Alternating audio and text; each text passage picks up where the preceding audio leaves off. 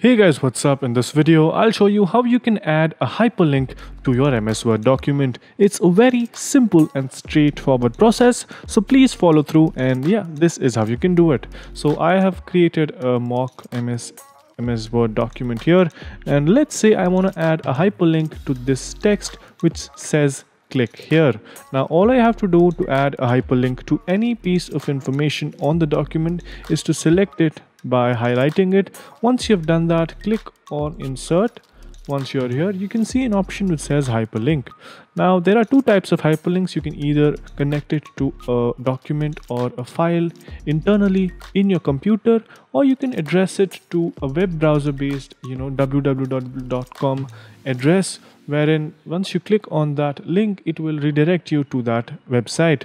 Now in this video, I'll show you how you can do the second one, which is to add a website link. So once you have copied the link from the website, just paste it here. Make sure the URL is correct or the hyperlink will not work properly. Once you have put in the link, click on OK, and as you can see here, the link has now been added. Now if I want to click on this link, all I have to do is click on Control and then click on this hyperlink.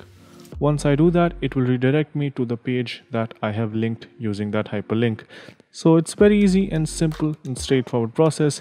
Now if you want to remove the hyperlink, just select that again, click on hyperlink again. And once you're here, you can see an option beside the address bar which says remove link. Click on remove link, and there you go, you're back to normal again.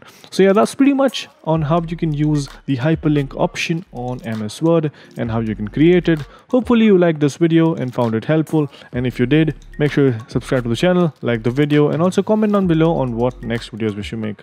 So yeah, that's pretty much it for this one. Thank you for watching. Bye bye.